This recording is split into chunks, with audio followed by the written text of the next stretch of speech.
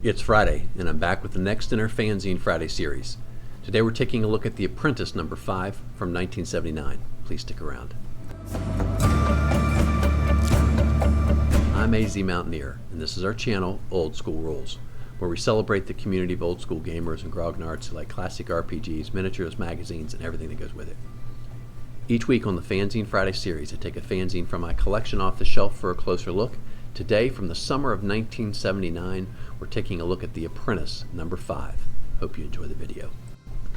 So today we're continuing our review of The Apprentice, a fanzine produced by David Berman in Canada back in 1978 and 1979. There are only 6 of these, and so today we are on The Apprentice number 5.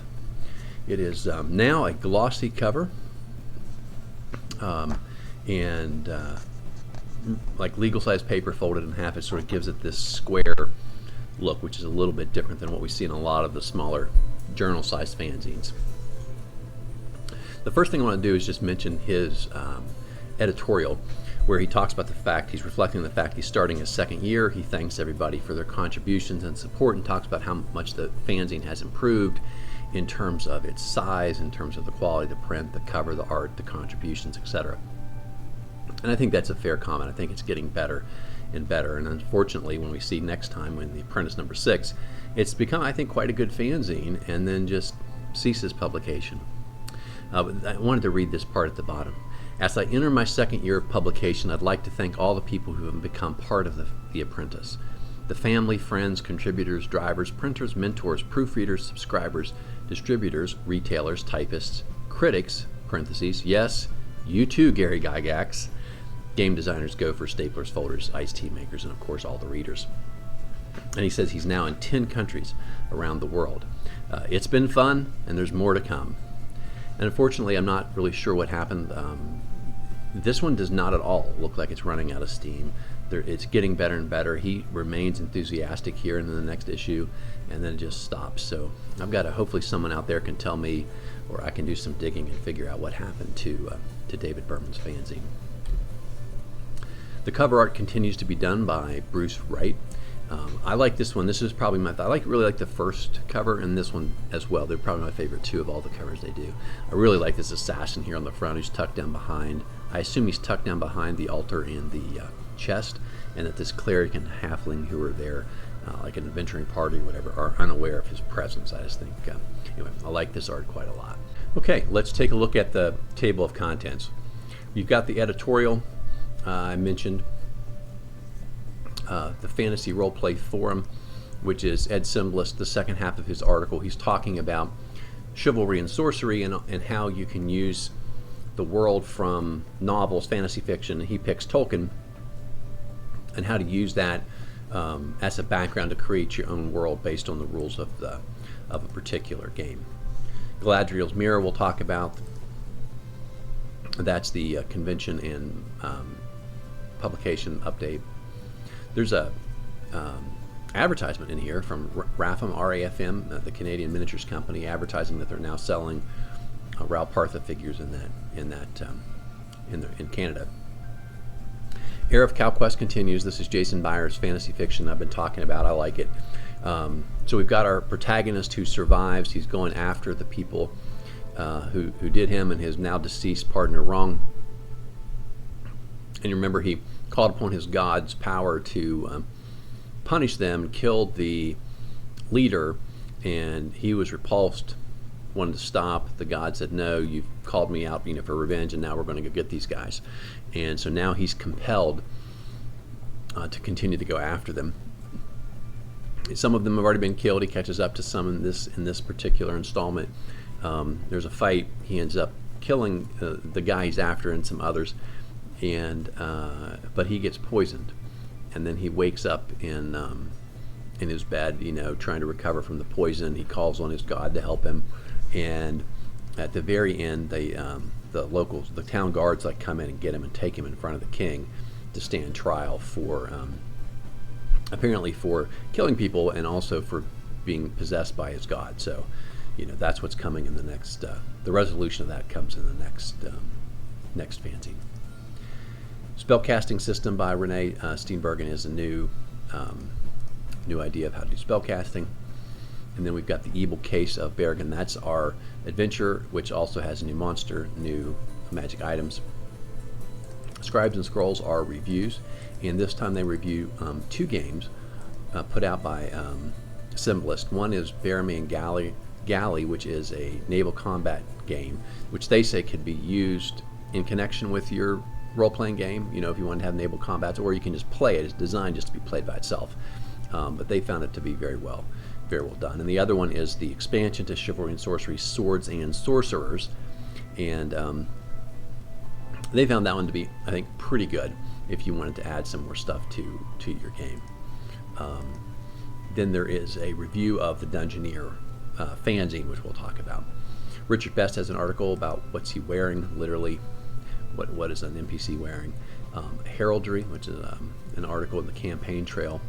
The Naming, which is a new fantasy fiction done by Sharon Midgett, and I like it. It's good. I don't like it as much as the Heir of CalQuest for whatever reason. I just liked Byers' writing, but it's quite an installment. And then we have the classified information, where they're selling hex sheets and grid paper, and remember they have their computer-generated character sheets, so no need for you to roll that stuff up on your own anymore. They will do it for you. In terms of our contributors, you know, we've got Berman, who does a lot of the work and is the founder and the editor. Byers, who's got that fiction. Richard Best has an article, as does Steenbergen. Ed Simbalist has the article we already mentioned. Paul Johnson provides the adventure and the stuff that goes with the adventure this time around. And then Mike and Mark and Sharon all have contributions to this fanzine.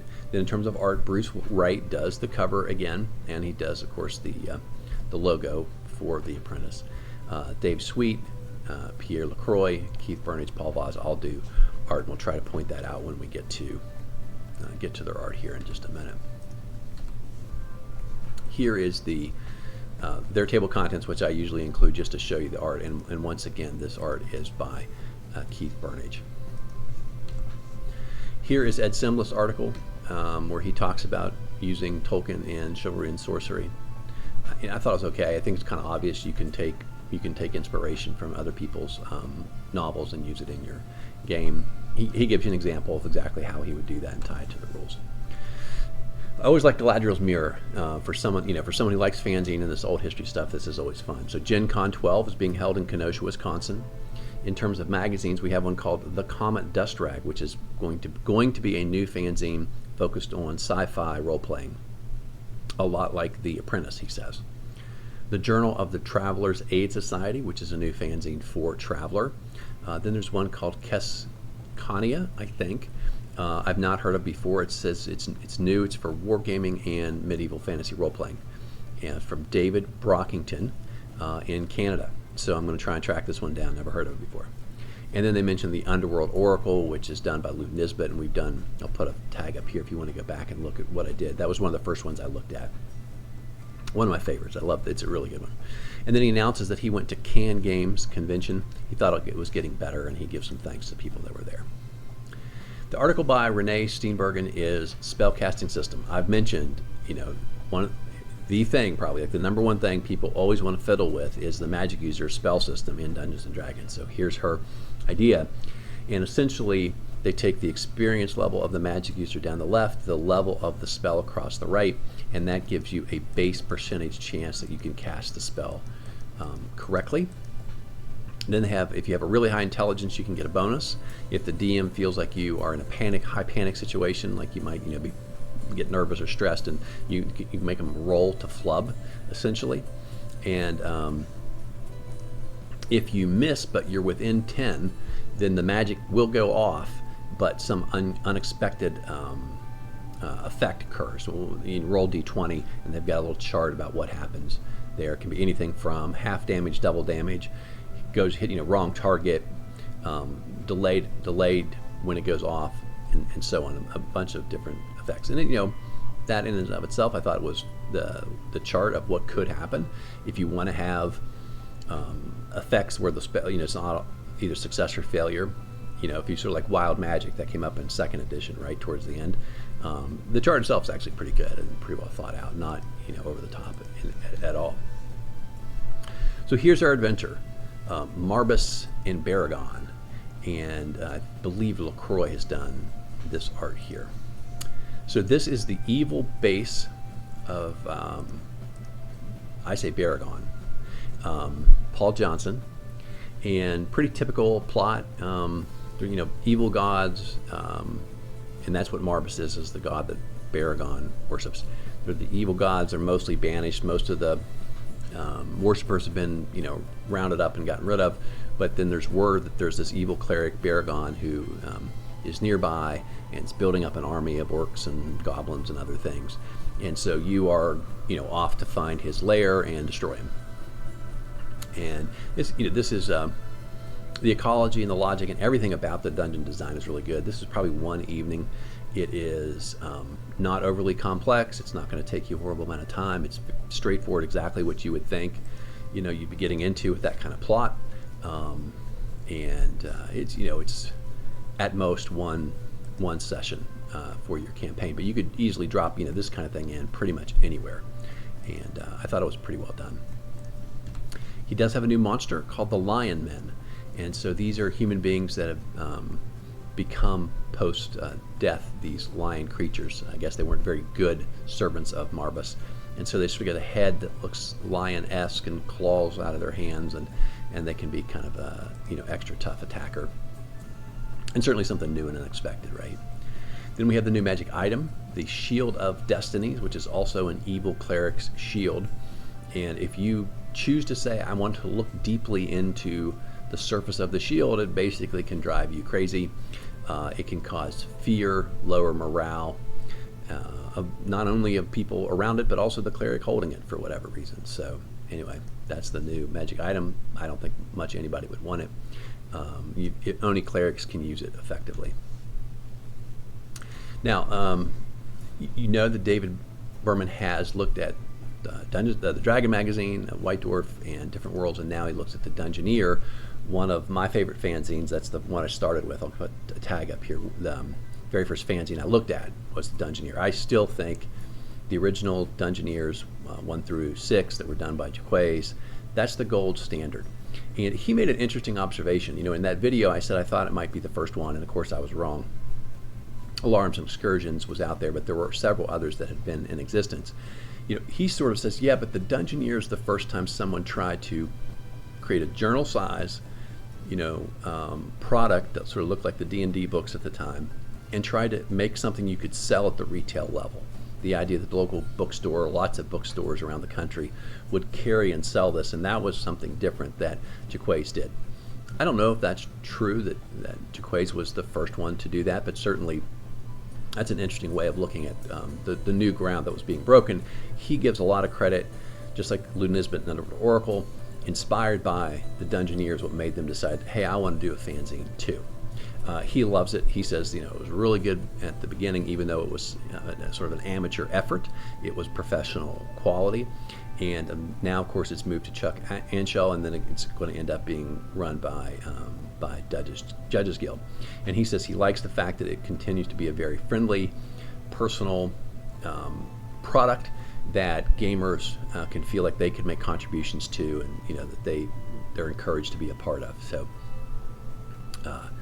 he's a huge fan of the Dungeoneer, as am I. Okay, so now we got some crunchy bits back here, charts and ideas for to bring a little something extra to your game. So Richard Best's idea is, hey, what's that NPC wearing? We all DMs get asked that all the time, and if you don't like making that stuff up, or you don't sit down and write all that stuff out ahead of time, you've got a handy dandy little table here about weapons, armor, shield. What do they have? What type of equipment do they have? And if they have weapons or armor, what, just a random thing to roll up and see what they have. The idea is good. I guess if you're going to do it, I might be a little more detailed about it. Equipment, stuff like that they might have on them. He doesn't have anything on here for coins or other things like that they might have.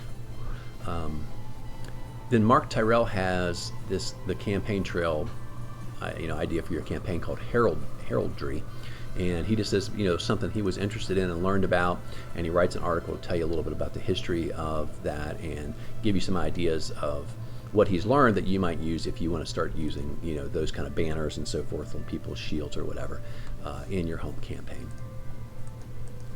And we mentioned, of course, that there was another fiction article, and then we're at the back page, and this is Paul Voss again with the rear art, and we've got these guys who are fighting, and you can see the guy who's still up on his horse has stabbed or hit this other guy who's on his way to fall off of his horse.